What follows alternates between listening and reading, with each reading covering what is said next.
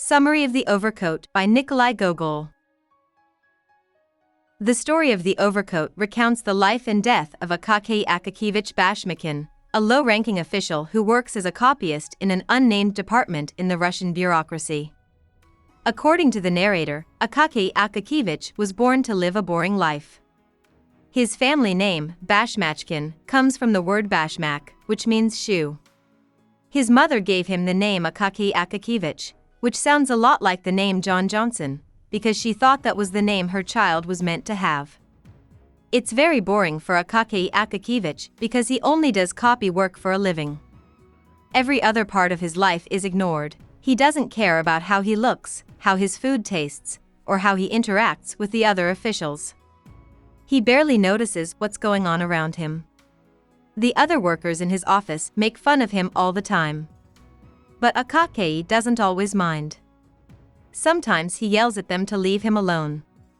It looks like Akaky Akakievich is happy with his life, but he has to deal with the bitter cold in St. Petersburg. Akaky thinks that his jacket needs to be fixed. These days, his old, torn coat is the subject of many jokes at work. The tailor, Petrovich, is drunk and Akaky goes to see him to get his coat fixed, but the tailor decides that the coat is too worn out to be fixed. He is adamant that Akaky pay 150 rubles to have a new jacket made. Akaky is shocked and doesn't know where that much money could come from. However, he persuades Petrovich to sell him the coat for 80 rubles. To save money for his new coat, he lives cheaply and goes without food for a few months. Akaky and Petrovich are able to buy good fabric and fur thanks to a surprise bonus from Petrovich's department head. After working on the overcoat for 2 weeks, Petrovich personally brings Akaky a beautiful new coat. Akaky's co-workers are happy for him when he comes to work wearing his jacket and suggest that they celebrate his good luck that night. At first, the attention makes Akaky feel bad, but he gives up in the end.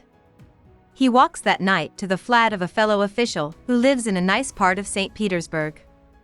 Everyone at the party tells Akaky how nice his new coat looks, and then they all go back to having fun. Akaky doesn't feel at home here until his friends make him drink some champagne. This makes the worker feel better, but he runs away from the party at midnight because it's getting too late. As Akaky walks home, 2 crooks stop him in a square and beat him up. They then take his coat. In the square, the watchman says he didn't see what happened and tells Akaky to tell the cops about it in the morning. When Akaky gets home, he is cold and upset. His landlady tells him to go straight to the district police superintendent. The next morning, Akaky goes back to his house and waits all day before being let into the district superintendent's office. The official, on the other hand, starts to doubt Akaky after hearing his story. Akaky goes because he couldn't get the superintendent to help him. On the following day, he goes to work in his old, torn coat. When they see him, one of his co-workers tells him not to go to the cops because they only work when it helps their career. He tells Akaky to talk to an important person instead, who might actually be able to help. Akaky asks this important person for help. This person is nice to Akaky's friends, but they like showing off how important they are in the government and following strict rules. When Akaky shows up, the important person is chatting with an old friend. To show how powerful he is, he makes Akaky wait. When Akaky finally lets the clerk into his office, he tells her in a strange way that his coat has been stolen. But the important person doesn't like how friendly he is, so he tells Akaky that he should have gone through the right bureaucratic routes to talk to him. The important person gets even more angry when Akaky says that he doesn't trust servants. He yells at Akaky so much that he passes out in the office. Akaky walks through a snowstorm to get to his apartment while feeling dizzy. As soon as he gets there, he gets a fever that gets worse quickly. Akaky is getting close to death and keeps seeing Petrovich, the thieves, and his old, torn coat. People in St. Petersburg keep living their lives as they always have after he dies. If Akaky's department finds out that he passed, they quickly hire a new official to take his place. But word gets around that a ghost has been walking around the city and taking clothes from people it sees. The important person leaves a party one night to go to the house of his lover. On the way, he feels Akaky Akakievich's ghost on his collar. When he turns around, he sees him. The ghost wants the coat of the important person. Because he is scared, the official throws his coat at the ghost right away and races home. He is a little less proud around his staff after that, and Akaki's ghost is never seen again.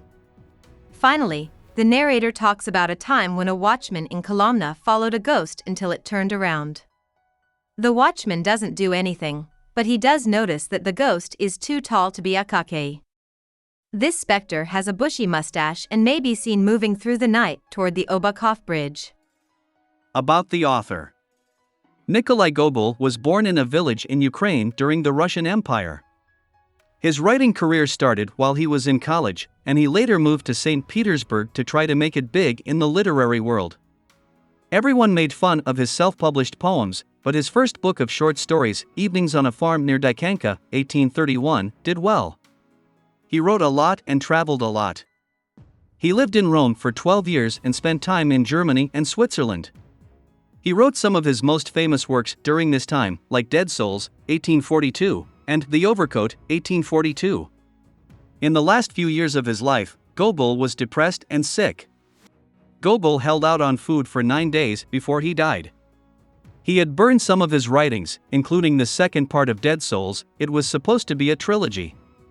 It is now thought that Nikolai Gogol was one of the best Russian writers, a major figure in Russian literary realism, and an early writer in the styles of surrealism and the grotesque. Hope we summarized it fully and you liked it. Please hit the like button and subscribe to our channel so that we are motivated to create more videos.